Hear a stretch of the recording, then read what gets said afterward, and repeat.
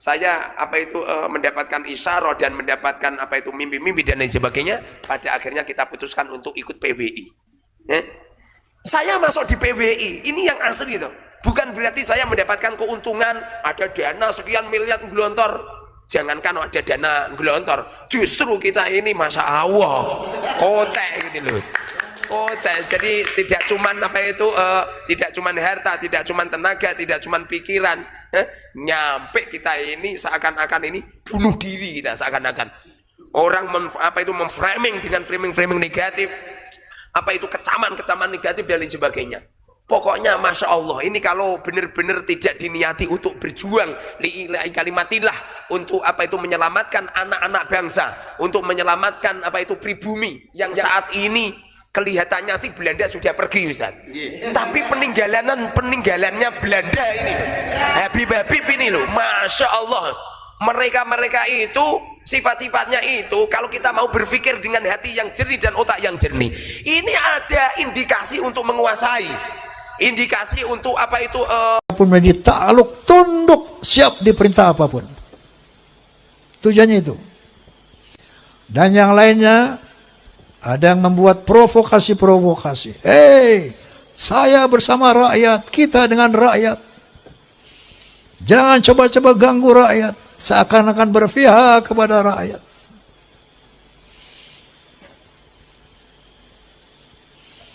Ada lagi provokator. Asah golokmu, asah pedangmu, asah celuritmu.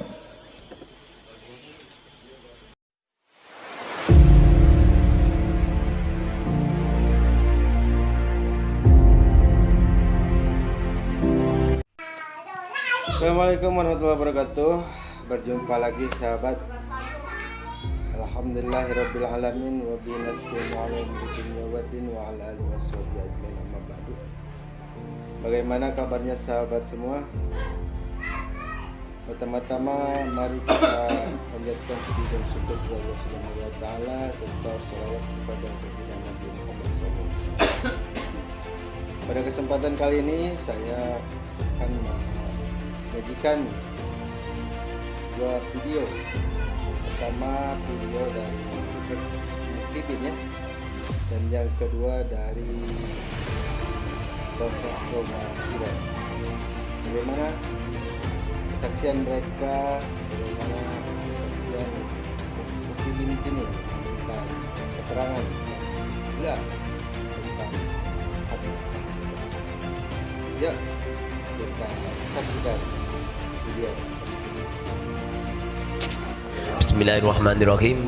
Alhamdulillahirabbil alamin. Allahumma shalli wa sallim wa barik ala sayyidina Muhammadin abdika wa nabiyyika wa rasulika nabiyil ummi wa ala alihi wa sahbihi wa sallim tasliman biqadri 'azamati dzatika fi kulli waqtin wa hin. Amma ba'd.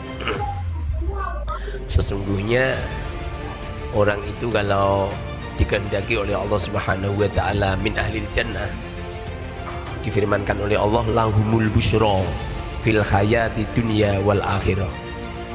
Jadi diletakkan kebahagiaan di dunia dan di akhirat. Jadi lahumul busyra fil hayati dunya, di dunia bahagia, di akhirat juga bahagia. Untuk menciptakan kebahagiaan ini tentu jangan sampai kita mendatangkan madarat, dan juga jangan sampai kita memandoroti orang lain. La dharara wala dirara. Jadi jangan sampai orang lain merugikan kita, orang lain menyakiti kita, dan kita juga tidak pengen menyakiti orang lain. Sesungguhnya polemik nasab atau problem tentang nasab yang beredar di Indonesia, kita semua rakyat Indonesia, siapapun orangnya lah, nggak pengen kita nyakitin orang, itu nggak pengen. Begitu juga kita ini juga nggak kepengen orang lain nyakiti kita. Sehingga yang ada adalah kita memberikan manfaat kepada orang lain dan orang lain memberi manfaat kepada kita, sebagaimana sabda Rasul, khairun nas anfa'uhum linnas. Jadi sebaik-baik manusia adalah yang bermanfaat, yang paling bermanfaat untuk manusia-manusia yang lain. Jadi pada dasarnya awal terjadinya problem-problem nasab ini yang asli itu karena kita ini loh, selama hidup dari sejak kecil memahami ayah kita, kakek kita yang sering didatangi Habib. Beliau yang selalu minta-minta. Kita pun takdim, karena memang ajaran orang tua kita seperti itu. Sebagaimana yang telah disabdakan oleh Rasul, malam yuwakir kabirona wa malam yarham sohirona falaysa minna. Jadi sejak kecil kita sudah dilatih untuk memuliakan yang lebih tua dan untuk memberikan kasih sayang kepada yang lebih kecil.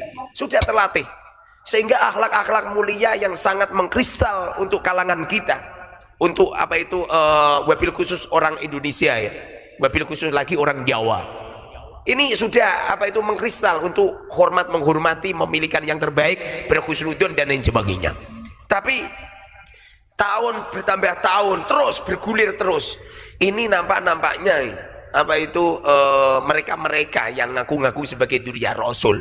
Ini kelihatannya ada celah-celah yang kita ini iskal, sangat-sangat iskal.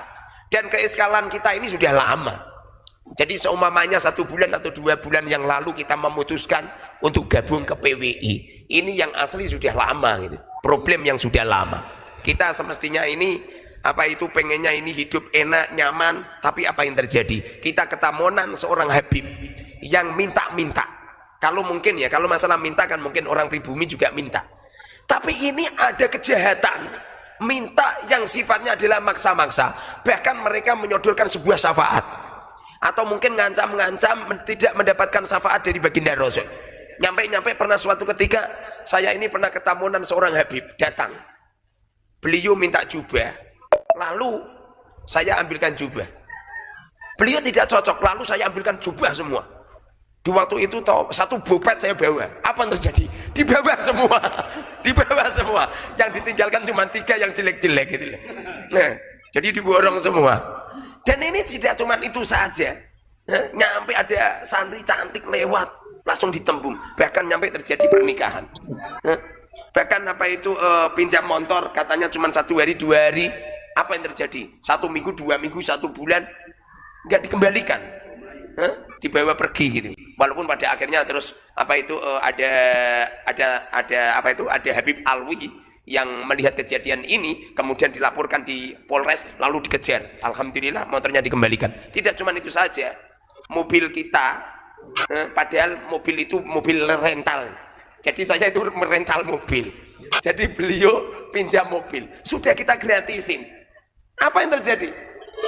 2 hari 3 hari 1 minggu enggak datang. Pada akhirnya apa terjadi? Kita juga tanggung jawab untuk membayar apa? Rentalan.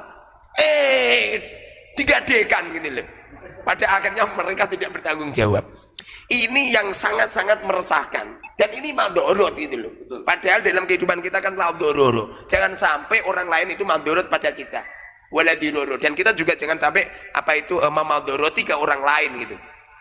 Ini gara-gara semacam ini kami sering istikharah. Belum ada jawaban. Di waktu apa itu Kiai Haji Imaduddin menggulir sebuah keilmuan tetis, kami masih tidak cocok. Bahkan pidato-pidato saya kalau panjenengan lihat di apa itu beberapa media sosial, saya ngecam tetisnya Kiai Imad. Tidak setuju sama sekali. Karena saking khusnudonnya gitu loh. Karena apa itu bagaimana tidak? Rasulullah mengatakan, aku tinggalkan kepada kamu semua 2 perkara, kan kitabullah wa itrati. Jadi apapun yang terjadi pada duriya Rasul tetap kita tutupi. Tapi apa yang terjadi? Masya Allah, tidak cuma itu saja. Nyampe saya itu sering dikatakan kiai fasik dan sebagainya. Gara-gara apa coba? Gara-gara ada yang jual sarung, 1 kodi 2 kodi, ada yang jual figura, padahal figuranya paling ya segitu lah.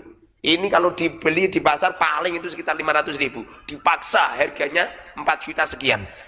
Lalu kita punyanya cuma uang 500.000. Habib mohon maaf, ini ada uang 500 bib, udah nggak usah dijual ke saya. Ini untuk Habib saja. Apa yang terjadi? Marah-marah, bahkan mengatakan apa itu ulama fusak gitu. Pada akhirnya toh kita hutang-hutang. Walaupun setelah kita hutang itu kita juga tersiok-siok untuk membayar. Ini loh, masya Allah.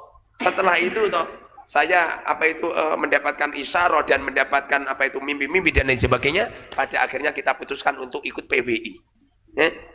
Saya masuk di PWI, ini yang asli itu. Bukan berarti saya mendapatkan keuntungan, ada dana sekian miliar gelontor. Jangankan ada dana gelontor, justru kita ini masya Allah kocek gitu loh. Kocek. Jadi tidak cuman tidak cuman harta, tidak cuman tenaga, tidak cuman pikiran, nyampe kita ini seakan-akan ini bunuh diri kita seakan-akan. Orang memframing dengan framing negatif, kecaman negatif dan lain sebagainya. Pokoknya masya Allah ini kalau benar-benar tidak diniati untuk berjuang lillahi kalimatillah, untuk menyelamatkan anak-anak bangsa, untuk menyelamatkan pribumi yang saat ini kelihatannya sih Belanda sudah pergi Ustaz. Tapi peninggalannya Belanda ini loh, Habib ini loh, masya Allah. Mereka itu sifat-sifatnya itu kalau kita mau berpikir dengan hati yang jernih dan otak yang jernih, ini ada indikasi untuk menguasai, indikasi untuk untuk menjajah. Dengan bukti banyak lah video-video, insya Allah rakyat Indonesia ngerti semua lah, nggak perlu kita jelaskan gitu. Jadi pada akhirnya kami mantap semantap-mantapnya untuk gabung dengan PWI dan untuk menyuarakan bahwa dari hasil penelitian sifat, penelitian akhlak, penelitian ucapan perbuatan yang selalu melenceng dengan Rasulullah. Nggak mungkin loh Rasulullah seperti itu loh. Ada orang ngaku-ngaku anaknya harimau, anaknya singa, tapi meong-meong. Pasti ini tidak anak harimau ini anak kucing Ustaz. Meong-meong gitu. Jadi ada indikasi loh, walaupun seumpamanya tanpa meneliti kitab, meneliti manuskrip, meneliti fatwa-fatwa ulama sudah jelas, tapi kita sebagai orang-orang yang berpendidikan dan juga orang-orang yang mengedepankan ilmu, lalu kita teliti dari hasil penelitian tidak ada satupun ulama dari masa Sayyid Ahmad nyampe masa Ali Sakron ini belum ada satupun ulama yang menyuarakan bahwa Ba'alwi itu min dzurriyyati Rasul. Seumpamanya ada orang yang mengatakan ini surah wal ifadah, loh surah wal ifadah setelah abad ke-9. Ini sangat aneh dan ini tidak bisa dikatakan surah wal ifadah sebagaimana yang difatwakan oleh Imam Syafi'i. Bisa menetapkan sebuah hukum apabila ada surah wal ifadah gitu. Jadi pada akhirnya kita mantep semantep-mantepnya, tidak perlu ragu lagi dohirun wa batinan bahwa semua habaib Ba'alwi mereka adalah dzurriyyah Rasul palsu. Angkatan Pak Kiai, ini kan kemarin itu ada yang ngirimin video ke saya, tapi videonya TikTok. Jadi ada penyampaian begini, itu katanya makanya punya si Muharrar Khudori ini dia pengkhianat, dia sudah khianat kepada Robitoh Alawiyah. Itu loh maksudnya gimana tuh? Menurut tanggapan jenengan? Iya. Saya ada tuh kirimin videonya itu ke Gus Mujib. Iya. Bismillahirrahmanirrahim. Jadi mereka-mereka yang mengatakan bahwa saya itu mengkhianati Robitoh Alawiyah atau mengkhianati Ba'alwi, bahkan katanya itu pondok saya bisa berkembang atas bantuan para habaib, ya kan? Itu yang pertama kali itu semestinya yang ditanya itu yang komentar itu. Sebab yang diinginkan itu apa gitu. Yang pasti kami belum pernah mendapatkan bantuan dari Habib 1% pun untuk pembangunan pondok, belum pernah. Kalau masalah Habib datang pengen bantu lalu ngukur, kemudian nggak jadi, datang lagi ngukur lagi, kemudian nggak jadi lagi, lalu datang ngukur lagi. Jadi ngukar-ngukur, istri saya itu nyampe ngomong gini, loh ini ya Habib mau pekerjaannya ngukar-ngukur, nyampe beliau wafat itu pernah. Jadi ngukar-ngukur nyampe beliau wafat itu pernah. Jadi nggak benar kalau pondok saya ini dibantu sama Habib, bahkan pondok saya maju pesat karena jasa-jasanya Habib, itu nggak benar itu. Kami bisa membuktikan semuanya. Terus yang bikin panjenengan Pak Kiai sampai mantap karena terkenal sebagai muhibin yang kuat ya, sehingga ada orang yang berani berstatement bahwa kayak Muharrar ini sudah hianat kepada Ba'alwi, berarti kan itu mereka sudah paham bahwa jenengan ini muhibin kuat. Iya. Nah, yang membuat jenengan bisa terlepas dari kengkerangan muhibin itu apa sih? Dari pengalaman kami yang bertahun-tahun ya, kami didawiri sama Habib-Habib itu, minta uang, minta barang dan lain sebagainya. Bahkan pernah suatu ketika saya itu kan kebetulan bangun, kebetulan di samping saya itu herbil banyak, saya ketamunan Habib membawa pick up, itu herbil saya diangkut semua. Bahkan teman-teman juga gitu diangkut gitu loh. Jadi kami ini yang asli sudah SK lama gitu loh. Mosok Dzurriyyah Rasul seperti ini, mosok Dzurriyyah Rasul akhlaknya seperti ini, mosok Dzurriyyah Rasul malah merugikan dan lain sebagainya. Selain itu yang asli yang menjadikan kami mantap itu suatu ketika kami mimpi. Ini yang asli si ilmu sir ya. Saya harus menyampaikan karena ini adalah jembatan kami bisa mantap nyampe bisa seperti ini gara-gara Syekhina guru kami, tidak perlu kami sebut karena ada beberapa orang yang hasut kalau guru kami sebut. Jadi kami itu nganter istri ke pasar. Jadi setiap jam 2 kan pasti saya istiqomah ngantar ke pasar. Ngaji saya sama santri itu dari setelah subuh nyampe jam 2 malam. Biasanya setelah jam 2 langsung kami ngantar ke pasar.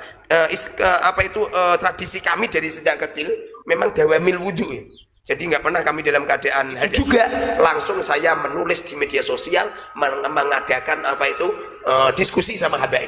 Pagi hari banyak habib-habib, banyak muhibin yang telepon, yang siap, bahkan ada yang pengen menyambungkan dengan romel dan lain sebagainya. Tapi saya bilang saya dipesan Romo Yai tidak sama pribumi.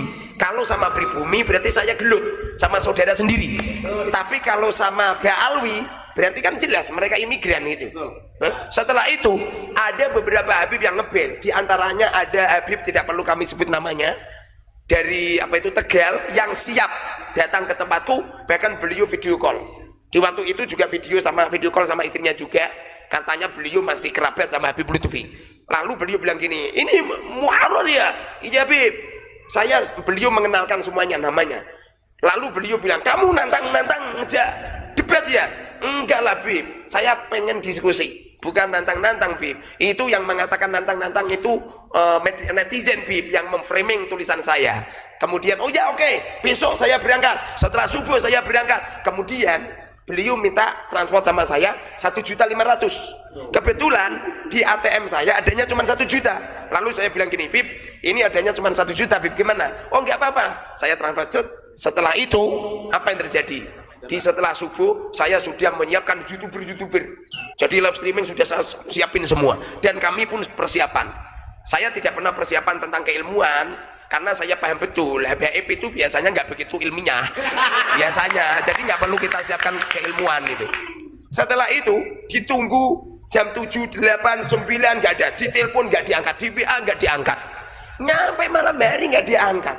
Di waktu itu kan kami juga live kalau ada habib yang pengen dan lain sebagainya. Saat itu juga langsung saya ikrar untuk masuk ke PBI. Malam harinya saya bertemu dengan Romo Yai saya. Romo Yai saya di waktu itu umurnya 49. Jadi begini Ustaz, orang itu kalau mimpi bertemu dengan Rasulullah atau bertemu dengan siapa saja, kalau umurnya kok tidak umur akhir hayat, bohong berarti. Jadi saya itu ketemu sama Romo Yai atau ketemu sama siapalah, itu biasanya umur terakhir. Jadi di waktu itu kan Romo Yai sakit di kursi roda. Beliau nemuin saya, beliau cerita-cerita ilmu sir, ilmu yang aneh-aneh nggak perlu saya sampaikan ya. Lalu beliau senyum, pertanda kalau beliau ridho ikhlas atas saya gabung ke PBI. Setelah itu langsung saya memberanikan diri untuk debat, untuk diskusi. Bahkan nyampe detik ini belum ada satupun habib yang diskusi sama saya kalah, belum pernah. Ya ini yang jadikan saya semakin mantap karena saya yakin Syekhina beliau yang sudah masuk di alam dua alam dunia dan alam kubur. Sedangkan seumpamanya saya dinasihatin sama Ustadz Mujib, tidak mungkin saya percaya. Karena beliau belum masuk alam kubur. Begitu juga ustadz-ustadz yang lain. Jadi yang menjadikan mantap seperti itu. Yang asli ada yang lain Ustadz. Ada yang lain. Cuma itu ilmu sir tidak perlu saya sampaikan karena netizen seperti itulah. Siap. Semoga berkah. Baik, terima kasih. Mungkin untuk yang terakhir bisa jenengan kasih motivasi buat para netizen. Karena memang tetap ya walaupun kita live stream seperti ini di netizen Ponpes juga banyak ada yang macam-macam komentarnya. Artinya cara bersikap dalam hal seperti ini, monggo panjenengan untuk menutup sekaligus memberikan motivasi kepada mereka-mereka. Monggo. Iya. Bismillahirrahmanirrahim. Teman-teman semuanya, wabil khusus teman-teman kami yang muhibbin, Muhibin, insya Allah lah, bukan sekedar insya Allah, saya yakin semua anggota yang masuk PWI itu mantan muhibin semua. Nyampe saya diberi julukan sama Yai Imat, saya ini rajanya muhibin di Indonesia, rajanya muhibin ini. Jadi aku yakin teman-teman yang masih muhibin saat ini, kalau memang daerah panjenengan adalah daerah pejuang, daerah yang pernah ikut mengibarkan bendera sang merah putih untuk mengusir penjajah, aku yakin nggak begitu lama beliau akan ikut pada PWI. Tapi kalau mereka daerahnya daerah-daerah jongos Belanda, daerah-daerah yang dulu seperti Habib-Habib di waktu terjadi perang Belanda, aku yakin panjenengan toh akan seperti mereka. Sebab ma fil aba fil abna, apa-apa yang terjadi pada ayah akan terjadi pada anak. Sebagaimana Abi Sufyan dulu memusuhi Rasulullah, pernah mengadakan perang kepada Rasulullah. Walaupun Sufyan ini punya anak namanya Muawiyah, yang beliau adalah seorang sahabat yang solih, ahli ibadah, ahli puasa, masya Allah luar biasa. Tapi apa yang dikatakan oleh Rasulullah pernah mengatakan kepada Muawiyah, Muawiyah, akan terlahir dari dirimu seorang yang akan membantai keluargaku. Nyampe Sayyidina Muawiyah ini tidak mau nikah, karena sudah pernah dikatakan Rasulullah seperti itu. Tapi apa yang terjadi? Pada akhirnya Sayyidina Muawiyah punya penyakit yang sulit diobati, dibawa ke dokter, dibawa ke tabib, dibawa ke dukun-dukun, tidak ada yang bisa menyembuhkan. Semuanya menasihatinya untuk nikah. Tapi berhubung beliau sudah dikatakan Rasul akan terlahir pada dirinya seseorang yang akan membantai dirinya Rasul, beliau pun tidak mau nikah.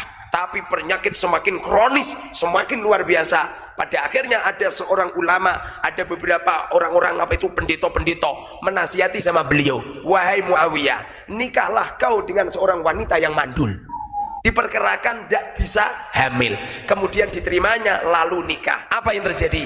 Baru dikumpulin satu kali langsung hamil, lahirlah Yazid. Bagaimana setelah Yazid lahir?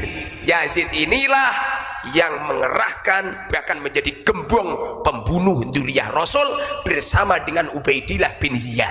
Ini dua gembong yang pernah membantai dzurriyyah Rasul. Makanya jangan heran, ma fil aba fil abna, apa-apa yang terjadi pada ayah akan terjadi pada anak. Aku yakin mereka-mereka yang benci dengan ulama-ulama yang memperjuangkan Wali Songo ini, mereka yang benci, bahkan menfitnah, bahkan mencaci maki, mereka itu juga jongos-jongos Belanda. Dulu di waktu zaman penjajahan, mereka juga ikut serta-merta untuk membantu para Belanda. Maka darinya, para teman-teman yang masih jadi muhibin seperti saya dulu, ayo kembalilah panjenengan semua ke Bumi Pertiwi. Bumi Pertiwi masih menerima pertobatan Anda. Jangan pernah husnudon, nggak bener. Husnudon setelah ba'da wujudi dalil tidak boleh. Husnudon setelah mengetahui ini ada dalil tidak boleh. Kamu sholat, setelah sholat Ustadz langsung ambil air wudhu, langsung istihad. Istihad menghadap kiblat ke sana. Sholatnya menghadap ke sana, mengira kiblat ke sana. Setelah sholat, di pertengahan sholat, Ustadz Mujib ngomong, Ustadz kiblatnya di sana, kok ngeyel, maka sholatnya tidak sah. Husnudon semacam ini tidak sah, karena ini ada hubungannya dengan Rasul. Perkara yang ada hubungannya dengan Rasul wajib diteliti. Seperti wahyu yang diturunkan Allah kepada Rasulullah, seperti dawuh-dawuhnya Rasul hadis, seperti amaliyah rohnya Rasulullah, seperti penetapannya Rasulullah, bahkan darah yang mengalir kepada cucu-cucunya, sehingga kita tidak membuka sedikit pun peluang untuk oknum-oknum yang mudah ngaku-ngaku duriannya Rasul tapi akhlaknya jauh dengan Rasulullah. Pada akhirnya dialah orang yang meloreng-loreng Rasulullah Shallallahu Alaihi Wasallam.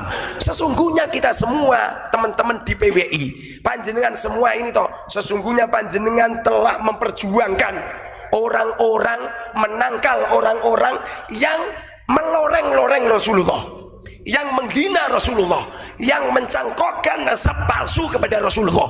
Ini hukumnya bagi ulama yang paham, hukumnya wajib. Bagi masyarakat awam umum, hukumnya fardu kifayah. Semoga manfaat barokah dari kami. Wassalamualaikum warahmatullahi wabarakatuh. Baik, teman-teman semuanya rahimani wa rahimakumullah. Sungguh sangat jelas ya penjelasan dan pengalaman mantan muhibbin Kiai Haji Muharrar. Beliau sudah merasakan pahitnya ya. Pahitnya tindak kejahatan dan kezaliman dari klan Ba'alawi. Bahkan beliau berusaha untuk husnudzon. Tapi lambat laun lama-lama semakin ngelunjak. Ya, semakin ngelunjak. Nah, akhirnya beliau memutuskan untuk berlepas diri dari klan Ba'alawi. Mereka menggunakan ya nasab untuk jual nasib. Beralibi nasabnya menyambung kepada Rasulullah Sallallahu Alaihi Wasallam hanya untuk melakukan kezaliman dan kejahatan, ya kejahatan dan merugikan orang lain. Padahal dalam agama kita ada sebuah kaidah la dharara wa la dirar. Tidak boleh membahayakan dan membahayakan orang lain. Baik teman-teman, semoga bermanfaat. Billahi taufiq wal hidayah. Wassalamualaikum warahmatullahi wabarakatuh.